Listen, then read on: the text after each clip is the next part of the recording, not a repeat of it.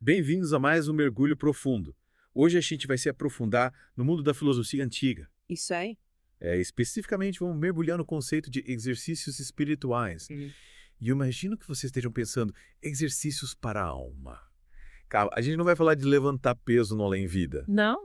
A gente vai pensar mais como um treino, né? E aí? Mental e emocional, Tudo bom. para uma vida melhor, mais plena. Exatamente. E a gente vai mergulhar nas ideias de pensadores como Pierre Hadot, Platão, Epicteto, Uhum. e até Nietzsche e Thoreau. Boa. Então se preparem aí para momentos eureka. É isso aí, vamos descobrir como esses filósofos antigos, eles viam a filosofia não só como um exercício intelectual, sabe? Mas como uma experiência, uma vivência, uma maneira de ser no mundo. A gente está falando de práticas, né? Que vão da autorreflexão profunda até a mudança consciente da forma como a gente percebe o mundo. E o mais legal é que esses exercícios são tão relevantes e aplicáveis hoje. Nas nossas vidas modernas, contarão, sei lá, há milhares de anos. É isso aí. Então, o que exatamente são esses exercícios espirituais? Boa pergunta. De acordo com, por exemplo, o Pierre Hadot. Ele usa esse termo exercícios espirituais para descrever as práticas que esses filósofos antigos usavam para alcançar uma transformação no modo de pensar e ser. E é importante a gente notar que o Hadot, ele acredita que esses exercícios visavam uma metamorfose completa do indivíduo, Olha só. abrangendo aí dimensões morais, existenciais e até cósmicas. Dimensões cósmicas. Né? Nossa, isso parece bem intenso. É. Então não se trata só de ser uma boa pessoa. Não, vai muito além da simples moralidade. É sobre se alinhar com a ordem universal, encontrar seu lugar Olha, na vastidão do cosmos. vamos desvendar isso um pouco. Vamos. O Hadot, ele menciona uns exercícios específicos, né? Sim. Como prosoche e examinar a consciência. Isso. O que é isso? Então, o Prosoche é sobre prestar atenção. Então, mas não é qualquer tipo de atenção. É sobre cultivar uma consciência aguçada dos seus pensamentos, das suas ações e até das suas intenções. Parece um pouco com atenção plena, né? Exatamente. Mas como era praticada na antiguidade? Tinha alguma nuance específica da época? Sim, a Prosoche para eles era mais do que só estar presente. Era um esforço consciente para alinhar a atenção com a razão, com o logos divino que permeia o cosmos. E imagina, por exemplo, um artesão totalmente focado na obra, cada movimento em sintonia com o objetivo final. Essa atenção que eles buscavam cultivar. Uma atenção com propósito, direcionada para o autoconhecimento. Isso. E a virtude legal e o exame de consciência, como funcionava na prática. Era como uma auditoria moral diária. Os estoicos, por exemplo, ao final do dia eles faziam um balanço das ações, analisando se agiram de acordo com os princípios. Era um momento de identificar as falhas, mas também de reconhecer os progressos, né? E fortalecer a determinação em seguir o caminho da virtude. Interessante. É como se eles estivessem constantemente buscando aperfeiçoar as virtudes. Isso. Mas e aí, como essa busca individual se conectava com essas dimensões cósmicas Boa pergunta. que você mencionou? Os estoicos, por exemplo, eles acreditavam que tudo no universo está interligado.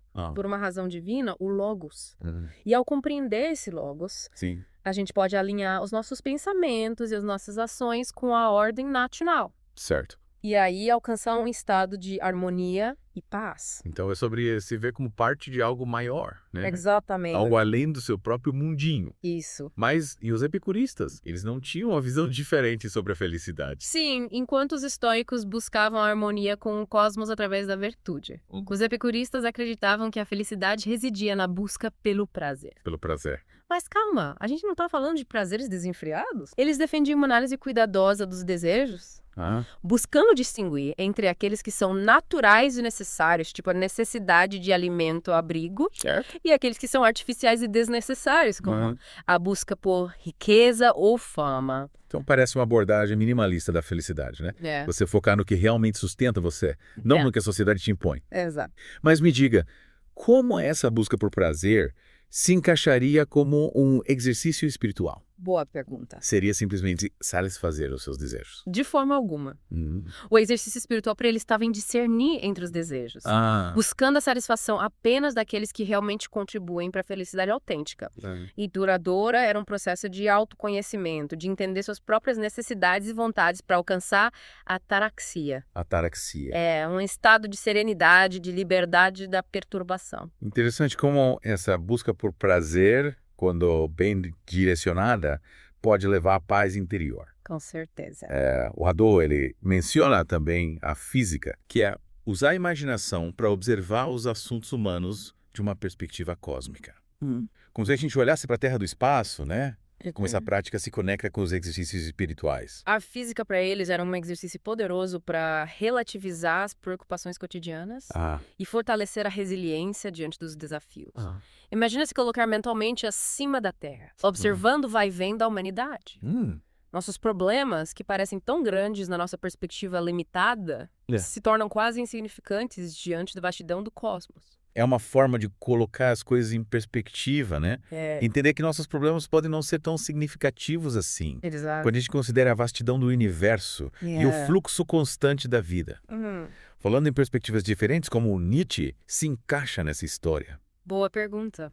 Ele não era um crítico ferrenho da filosofia tradicional. Ele tinha uma relação complexa com os antigos, principalmente com Sócrates. Ele viu Sócrates como um divisor de águas na filosofia ocidental. Um marco na transição de um mundo mais instintivo e passional, representado pelo deus grego Dionísio, para um mundo dominado pela razão e pelo intelecto.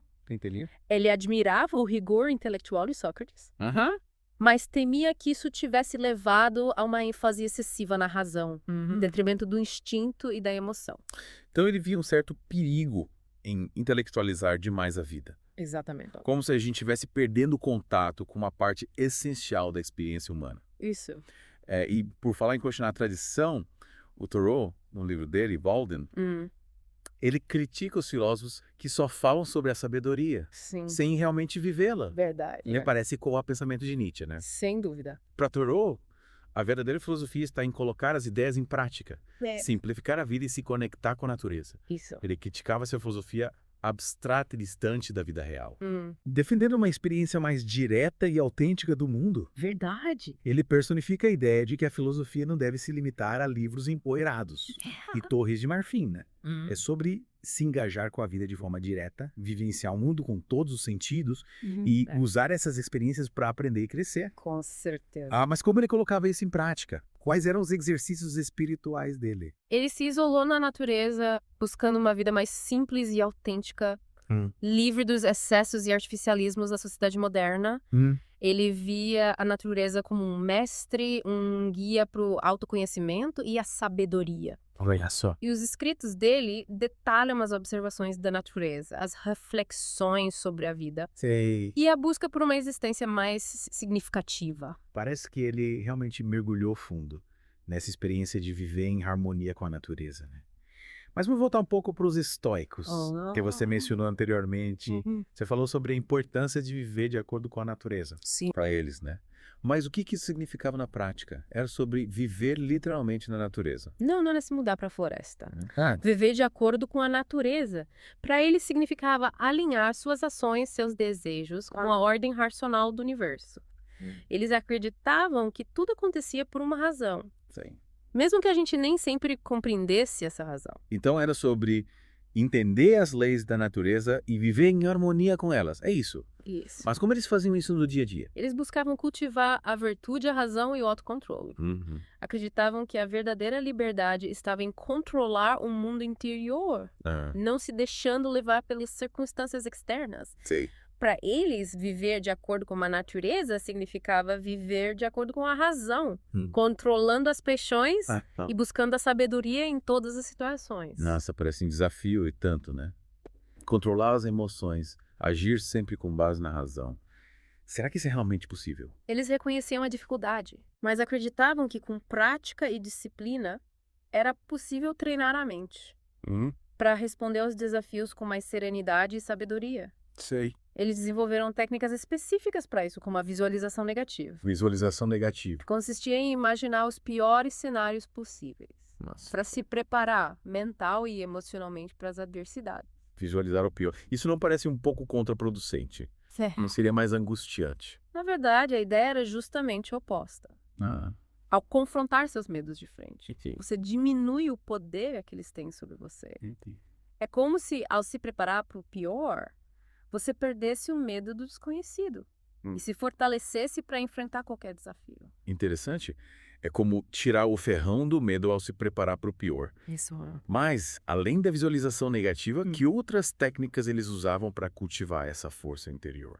Outra prática importante era o autocontrole, especialmente sobre os desejos e as emoções. Eles acreditavam que a verdadeira liberdade residia em não ser controlado pelas circunstâncias externas. Sim. Mas sim em ter o domínio sobre o seu mundo interior. Controlar os desejos, as emoções, parece um ideal bastante elevado. Mas como eles colocavam isso em prática no dia a dia? Eles se dedicavam à prática da razão e da reflexão, buscando entender a lógica por trás das suas emoções. E reações acreditavam que, ao analisar seus impulsos, eles poderiam escolher como responder aos eventos da vida de forma mais sábia e virtuosa. Então não se trata de reprimir as emoções. Não. Mas de compreendê-las e escolher como reagir a elas. Isso. Faz sentido. Mas como eles conciliavam essa busca pelo autocontrole com a vida em sociedade?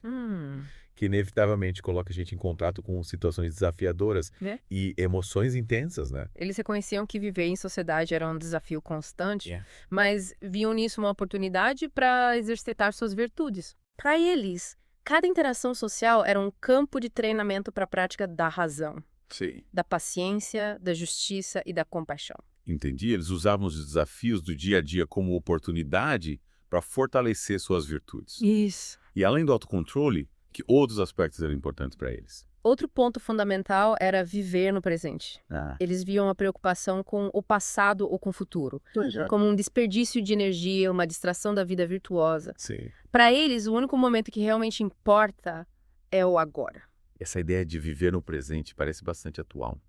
É como se eles tivessem antecipado as práticas de mindfulness, que são tão populares hoje em dia. Verdade. Mas como eles cultivavam essa atenção ao momento presente? Eles praticavam o prosoché, que a gente já mencionou, e também se dedicavam à contemplação da natureza, buscando se conectar com a beleza e a ordem do mundo natural. Então a natureza tinha um papel importante para eles. Como eles a viam? Eles a viam como uma manifestação do Logos divino, um exemplo da ordem e da harmonia que buscavam nas suas próprias vidas.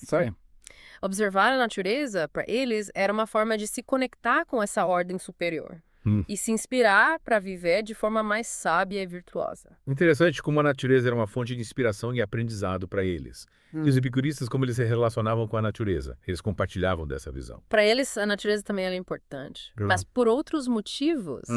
Eles viam nela a fonte dos prazeres simples e naturais, aqueles que realmente contribuem para a felicidade. Passar tempo ao ar livre, desfrutar da beleza do mundo natural, cultivar amizades sinceras. Esses eram alguns dos prazeres que eles valorizavam. Então, enquanto os estoicos buscavam na natureza a ordem e a razão, os epicuristas encontravam nela o prazer e a serenidade. Duas perspectivas diferentes sobre a mesma experiência.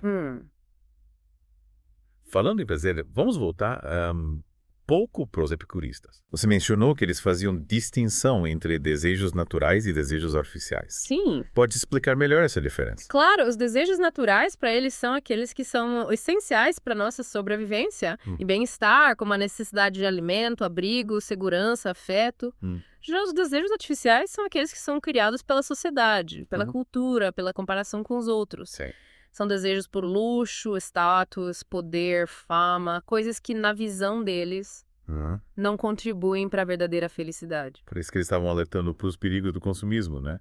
Busca incessante por bens materiais. Isso! Mas como eles propunham lidar com esses desejos artificiais?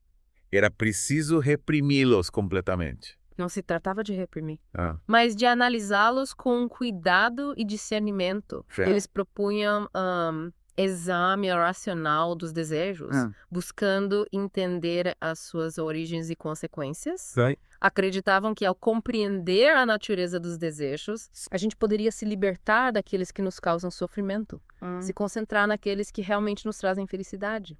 Então, para eles, a chave para a felicidade estava em escolher os desejos certos. Mas como eles faziam para distinguir entre os desejos que valiam a pena ser perseguidos e aqueles que era melhor deixar de lado? Eles desenvolveram uma série de critérios para avaliar os desejos. Olha só.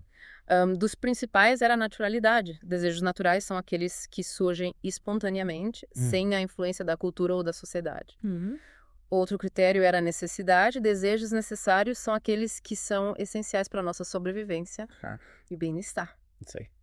Por fim, eles também consideravam a facilidade de satisfação, desejos fáceis de satisfazer. Sim. São preferíveis aos desejos complexos e difíceis de alcançar. Faz sentido buscar prazeres simples, naturais e fáceis de alcançar. Parece uma receita para uma vida mais tranquila. Com certeza. E feliz. Mas como conciliar essa busca pelo prazer com a necessidade de lidar com as dificuldades e os desafios inevitáveis da vida? Os epicuristas tinham alguma resposta para isso? Sim, eles acreditavam que a filosofia era a chave para enfrentar os desafios da vida com serenidade e sabedoria, através do estudo da natureza, do autoconhecimento e do cultivo da virtude. A gente poderia se preparar para lidar com as adversidades sem perder a paz interior.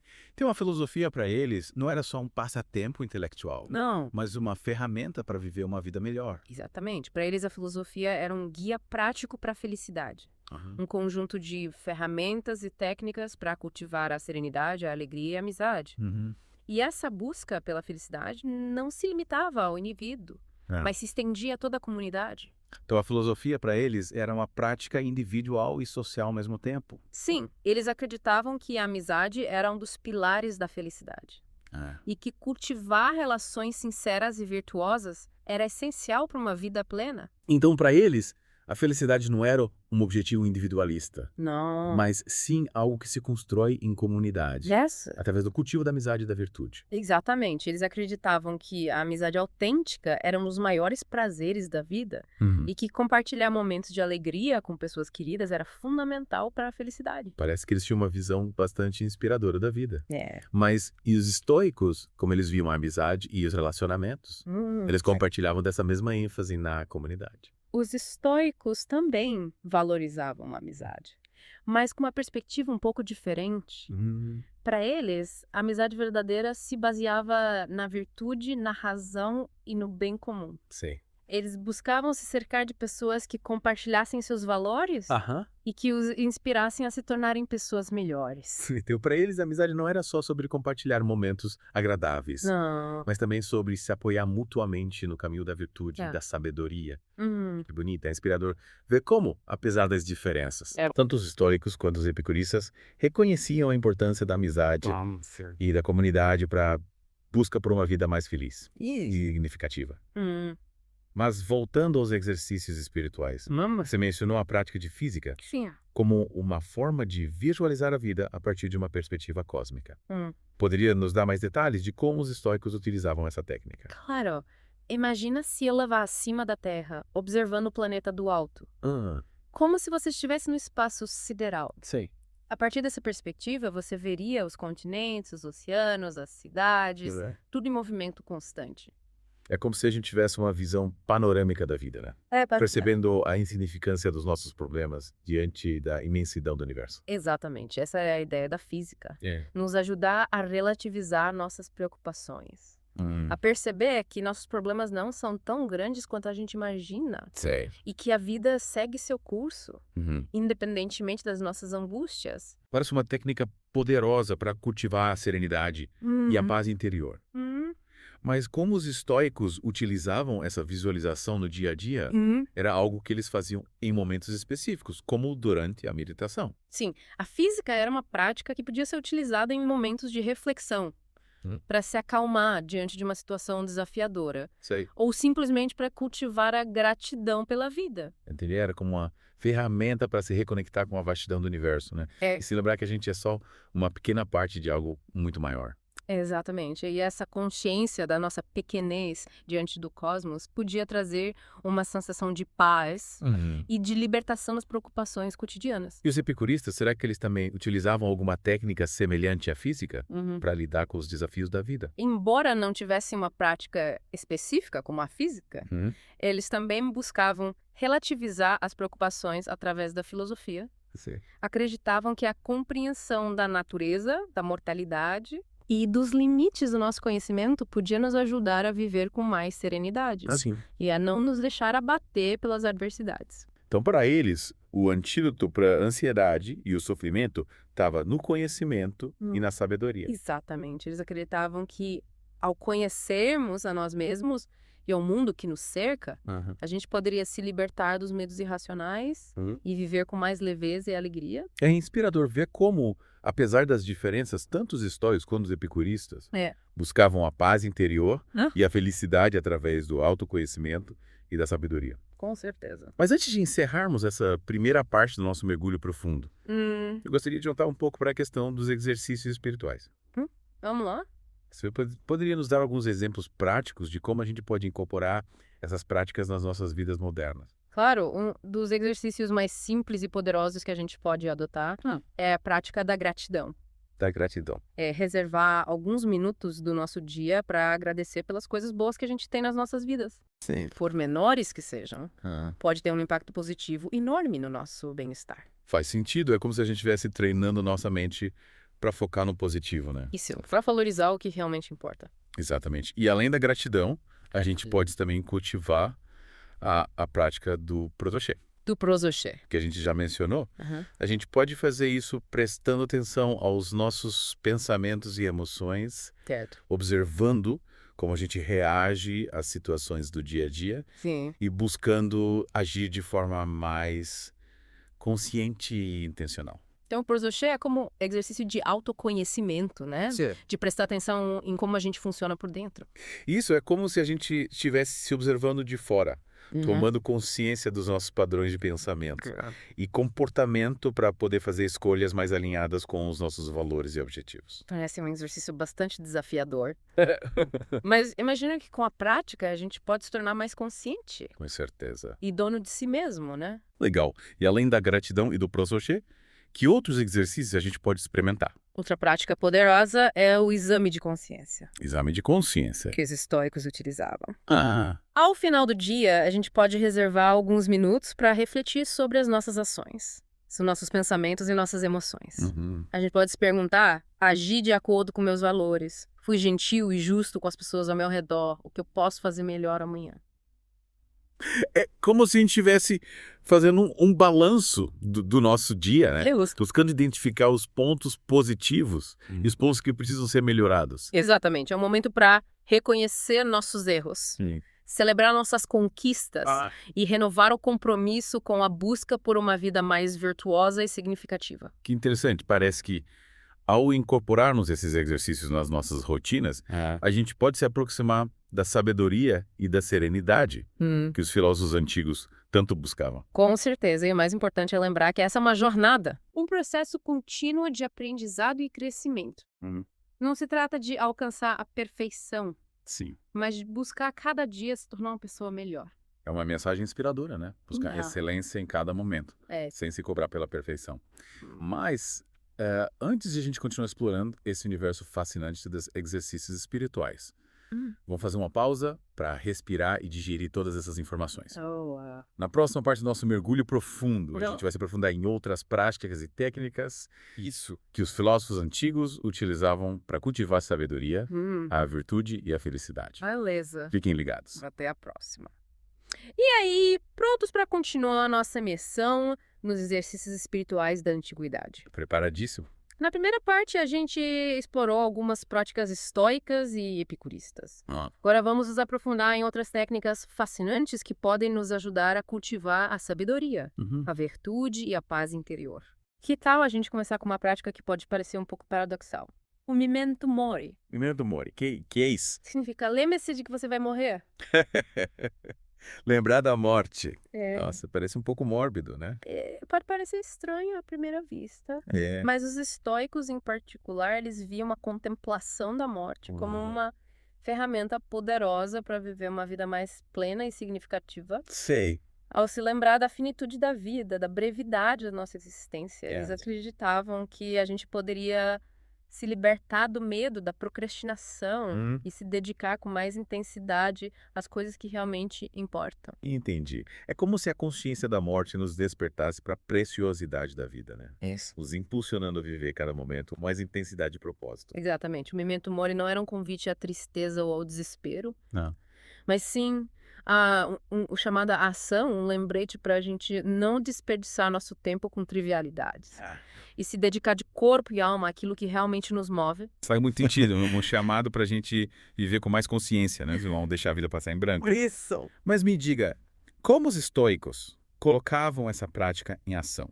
Eles tinham algum ritual específico para se lembrar da morte? Não se tratava de um ritual formal, mas de uma atitude mental, de uma consciência constante da finitude da vida. Eles podiam, por exemplo, meditar sobre a brevidade da existência, contemplar a beleza efêmera da natureza, ou simplesmente se perguntar: se eu soubesse que morreria amanhã, o que eu faria hoje? Interessante, é como se eles estivessem constantemente se questionando sobre o que realmente importava, né? Sobre como usar seu tempo da forma mais sábia e significativa. Exatamente. E essa reflexão constante sobre a morte os ajudava a viver com mais propósito. A não se apegar a coisas materiais ou a se deixar levar por ambições vazias. Mas pensando bem, essa prática do Memento Mori não podia levar a uma certa ansiedade, a um medo constante da morte. Como os estoicos lidavam com essa possibilidade? Eles acreditavam que o medo da morte era irracional, pois a morte é uma parte natural da vida, algo inevitável ao que todos nós estamos sujeitos. É verdade. Para eles, o importante não era evitar a morte, mas sim viver de forma tão plena e virtuosa que, quando a hora chegasse, a gente pudesse partir sem arrependimentos. Entendi. É como se eles dissessem, não podemos controlar a hora da nossa morte, mas podemos controlar como vivemos a nossa vida. Isso. Mas, mudando um pouco de assunto, você mencionou que os estoicos também praticavam a premeditação do malorum, que significa premeditação dos males. Isso. Pode nos explicar melhor essa prática? Claro, a premeditatio malorum era uma técnica para se preparar mentalmente para os desafios e para as adversidades da vida. Consistia em imaginar os piores cenários possíveis. Sei. Para que, caso eles acontecessem, não nos pegassem de surpresa e a gente pudesse enfrentá-los com mais serenidade e coragem. Mas imaginar coisas ruins não pode acabar atraindo essas coisas para nossa vida. Não seria melhor focar no positivo? Daquilo que a gente quer que aconteça. Essa é uma preocupação válida. Mas a premeditatio malorum não se trata de pessimismo ou de atrair o negativo. Não. O objetivo é se preparar para os desafios inevitáveis da vida. Certo. Para que, quando eles surgirem, Sim. não nos domine o medo ou a ansiedade. É como se a gente estivesse treinando a nossa mente para lidar com as dificuldades, né? Para não se deixar abater pelas adversidades. Exatamente. Imagina um atleta que se prepara para uma competição. Ele treina intensamente, simula situações desafiadoras, se prepara para o cansaço, para a dor, para a pressão da competição.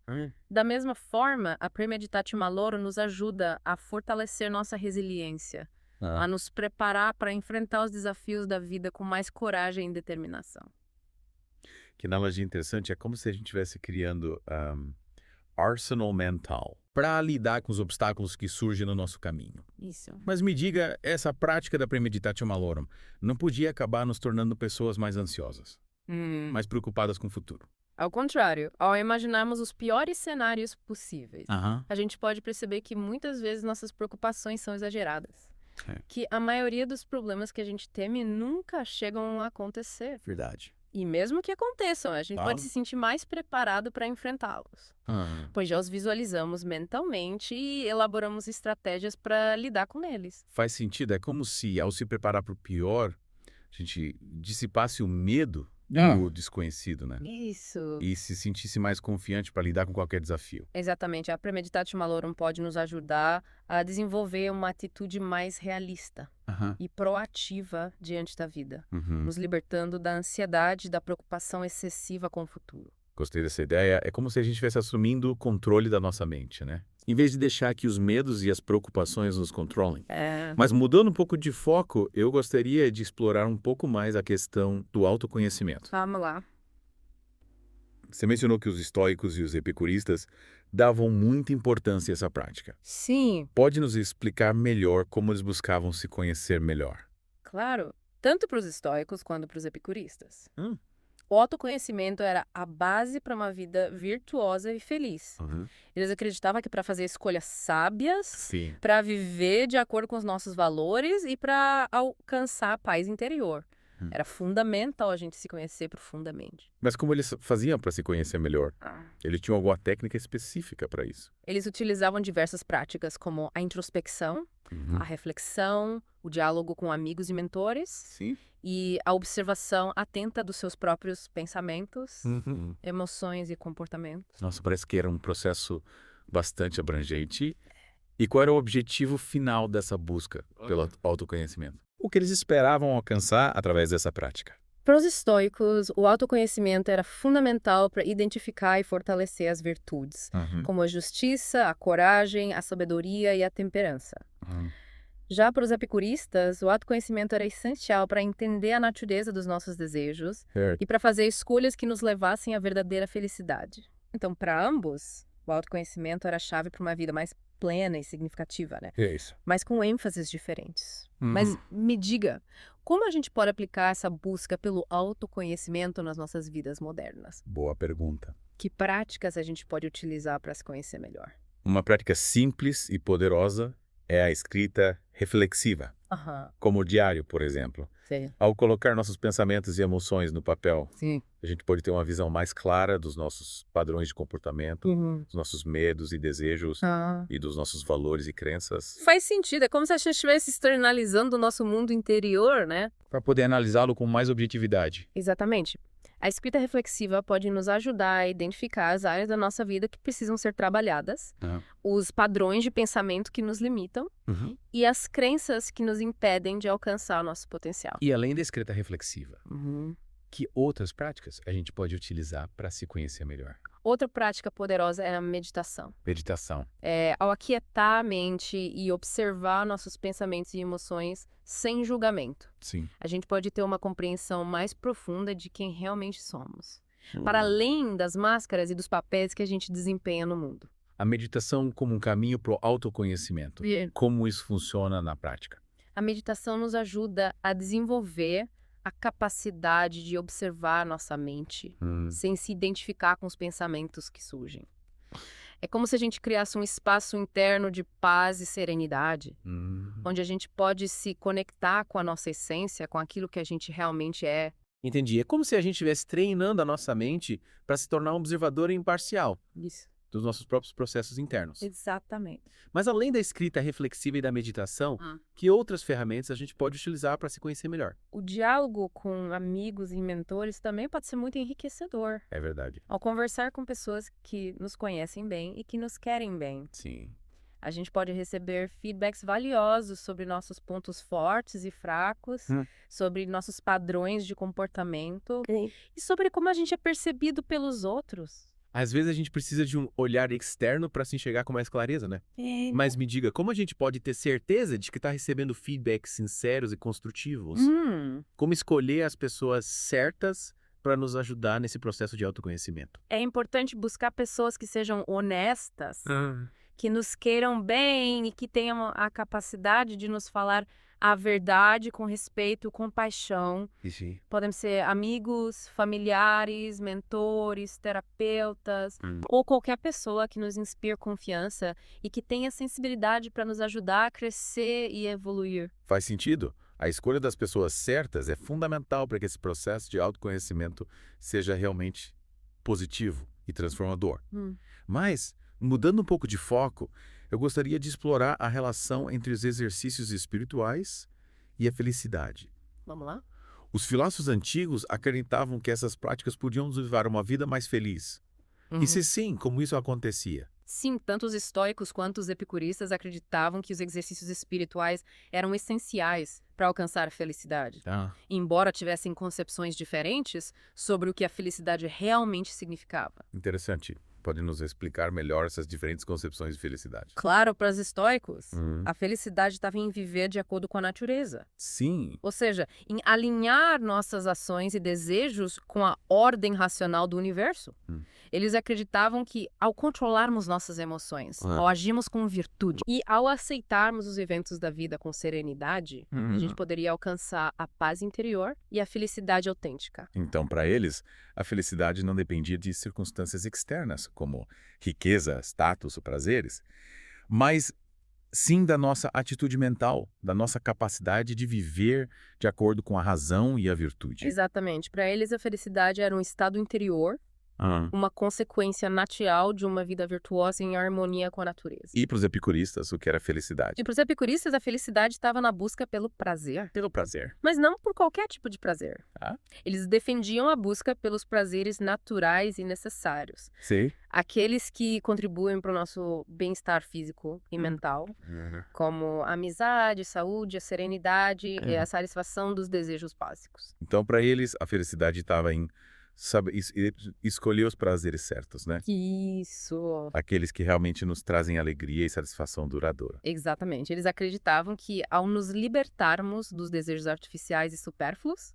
a gente poderia se concentrar nos prazeres simples e autênticos da vida. Parece que, apesar das diferenças, tanto os estoicos quanto os epicuristas concordavam que a felicidade não estava em bens materiais ou em conquistas externas, mas sim em algo muito mais profundo e duradouro. Com certeza, para ambos, a felicidade era um estado interior, um estado de paz, serenidade e contentamento. Sim. Que podia ser alcançado através da prática da virtude, do autoconhecimento e da sabedoria. Que inspirador. É como se eles estivessem nos dizendo que a felicidade está ao nosso alcance, né?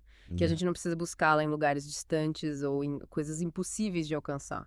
Mas voltando aos exercícios espirituais, você poderia dar mais alguns exemplos de como a gente pode incorporar essas práticas nas nossas vidas modernas? Claro, uma prática muito poderosa é a contemplação da natureza. A contemplação da natureza. É reservar um tempo para estar em contato com a natureza. Para observar a beleza das plantas, a força dos animais, a imensidão do mar, a grandiosidade das montanhas, pode nos conectar com algo muito maior do que nós mesmos e nos trazer uma profunda sensação de paz e serenidade. Faz sentido, é como se a gente estivesse se reconectando com as nossas raízes, né? Isso. Com a fonte da vida, com a energia vital que nos anima. Exatamente. A natureza é um bálsamo para a alma, um refúgio para a mente agitada, um convite à contemplação e à gratidão.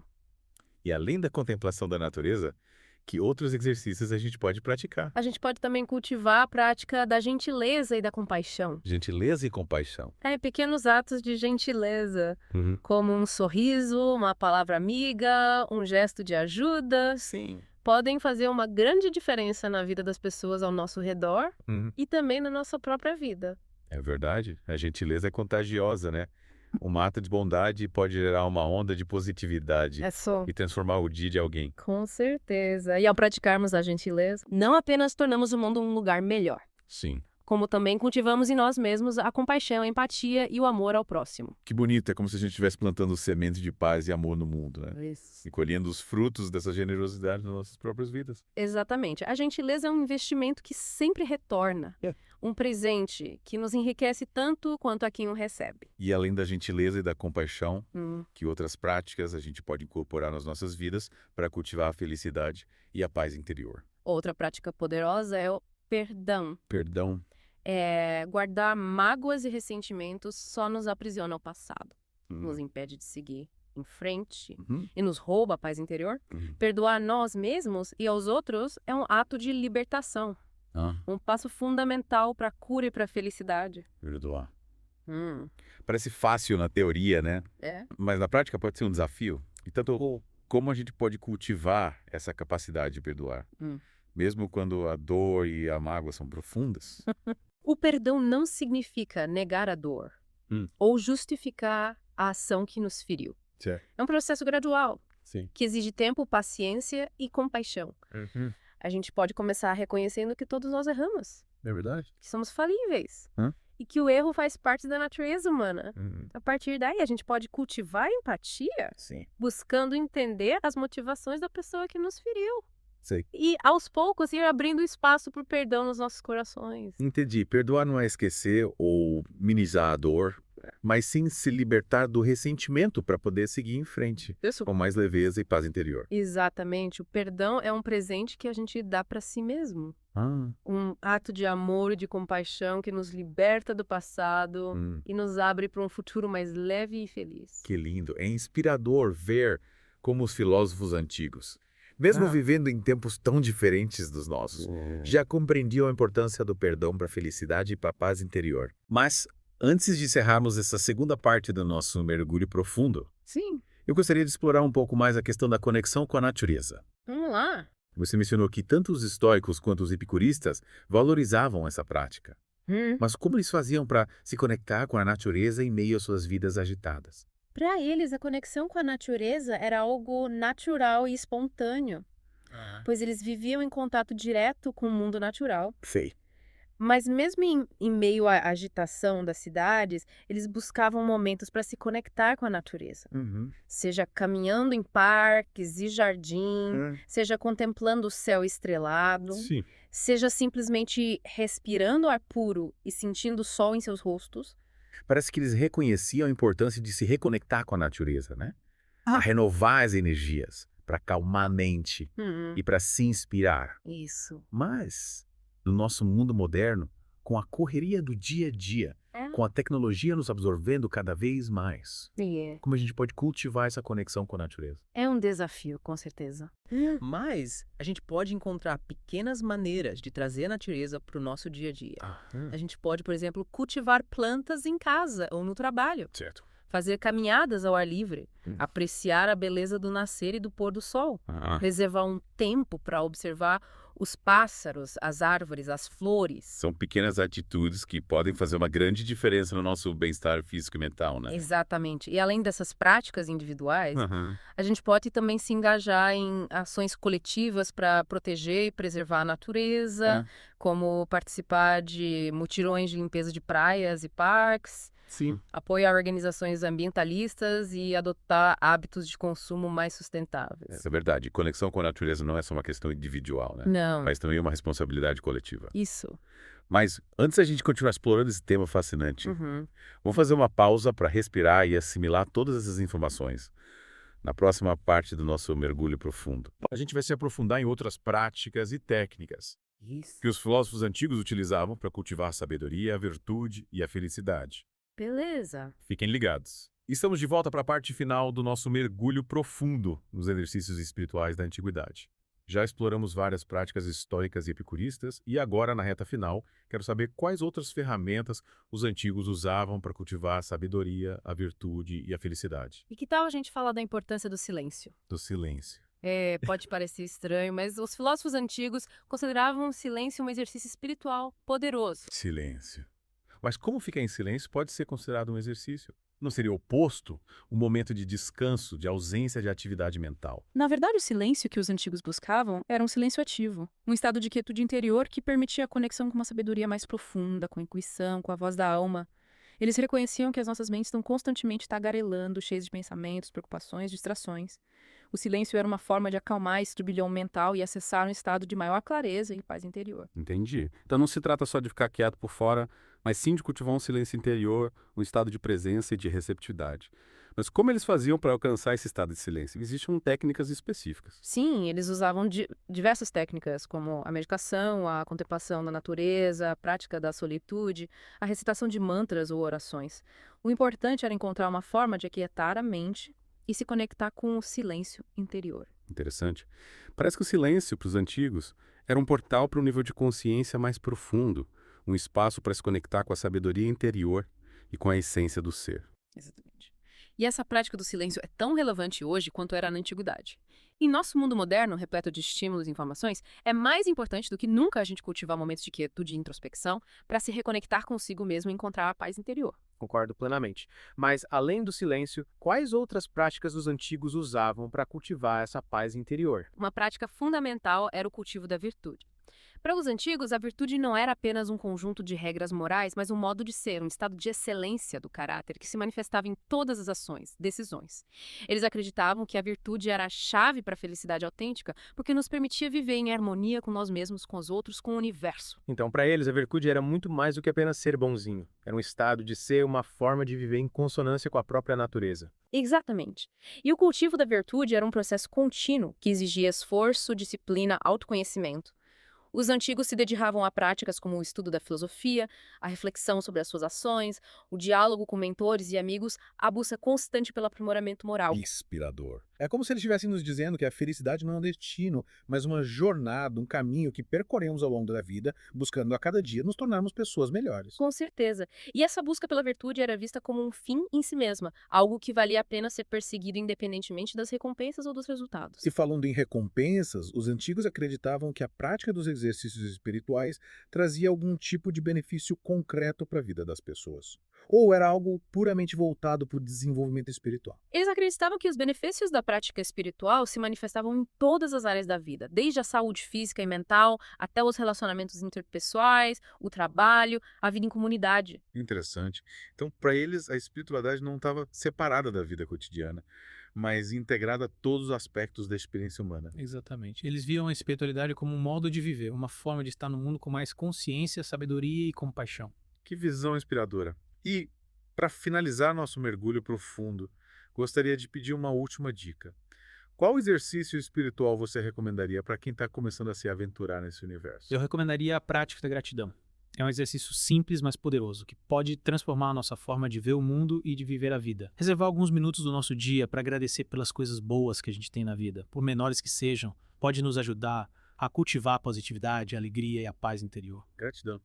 Parece simples, mas tenho certeza de que é um exercício que exige atenção e disciplina, né? Sim, como qualquer exercício, a gratidão precisa ser cultivada com constância para que seus efeitos se manifestem, mas o esforço vale a pena. Ao direcionarmos a nossa atenção para as coisas boas da vida, para as bênçãos que a gente recebe a cada dia, a gente abre espaço para a felicidade, a paz e a abundância. Que mensagem inspiradora para encerrarmos nosso mergulho profundo. Gratidão por compartilhar com a gente toda essa sabedoria ancestral. E para você que nos acompanhou até aqui, fica o convite para experimentar esses exercícios espirituais na sua própria vida e descobrir os benefícios que eles podem trazer. Lembre-se, a jornada da autodescoberta é um processo contínuo, um caminho que a gente percorre a cada dia, buscando a cada passo nos tornarmos a melhor versão de nós mesmos. Até a próxima.